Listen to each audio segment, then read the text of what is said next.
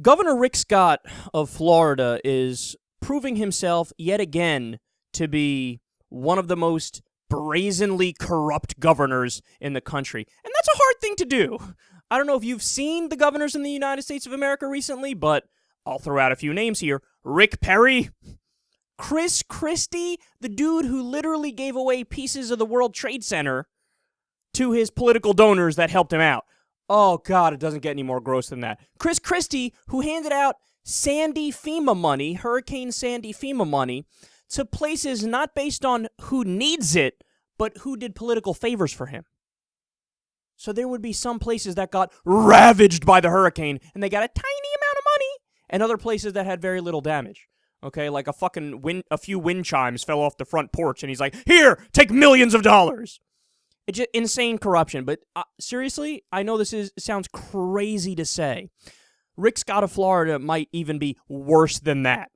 Okay, so sit down and buckle up. According to the Daily Beast, quote, in 2013, Florida Governor Rick Scott signed 2 bills into law that speeded up permits for the Sabal Trail Transmission, a 474-mile natural gas pipeline. Construction of the project was formally approved a few months later by a commission he appointed. Now, a watchdog investigation has uncovered that Scott owned a $53,000 stake in the company that was chosen to build and operate the $3 billion pipeline.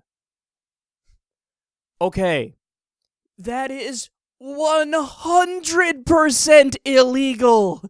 What are you doing? How do you think you could get away with that? But that's the thing. The campaign finance laws in the U.S. are so lax that these governors naively think they could go a step above and beyond and go further. Like, no, fuck it. I'm just going to go outright, balls to the wall, Wild West criminal here. I'll buy stock in a company, and then I'll sign a fucking bill that gives that company billions, and I'll make myself rich. This is unbelievable, man. The level of ethics, okay, it's in the negative right now for this guy. Like, he puts no consideration into how ethical his actions are, if they're moral or immoral. He's like, yeah, fuck it. All that stuff is stupid and academic. I want to get paid. Let me sign the bill and let me take a shitload of money in a brazenly illegal way. The Daily Beast continues, quote, the governor's financial records include several $1 million in securities of 24 entities surrounding natural gas, breaking ethics laws against public officials having stock in businesses they may have sway over. A spokesman for Scott says the governor did not know of the investment because it was made via a blind trust. Oh, isn't that adorable? He's pulling the same Mitt Romney excuse. This is what all these guys say when they get caught with something. So one example is there will be politicians who are stridently pro-life and anti-abortion.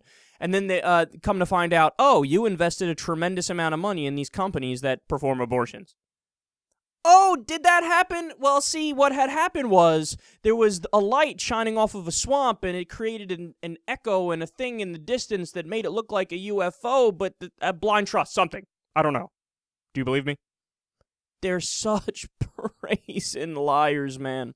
Now, keep in mind, so this is the story that broke today. It's an amazing story. It really it makes you want to bang your head against the wall because of how out in the open they are with their corruption. At least back in the day, they were smart enough to try to cover up their corruption. They would understand that they're doing something that breaches public trust and it's unethical and immoral, but they'd be like, okay, I'm a douchebag. I know I'm a douchebag, but at least I'll put the veneer of respectability in front of it. No, here he's just like, fuck it. I'll do it. If I get caught, I guess I get caught. But this is the same guy that pushed a law mandating that we drug test welfare recipients. Now, is he in favor of drug testing himself or other politicians? Because remember, the idea is, well, anybody who takes government money, we need to make sure that they're not fucking dirty assholes that are doing too many drugs, obviously, so you drug test them. Interesting. Are you going to drug test anybody else who gets government money? Any rich white guys in suits and ties? Are you going to drug test corporations that may get contracts from the government? Are you going to drug test yourselves? Are you going to drug test Wall Street? Do you have any interest in drug testing anybody other than poor people? No, of course not. Of course not. Now, come to find out, why did he pass this legislation and why was he in favor of it? Well, turns out he had $62 million invested in a drug testing company.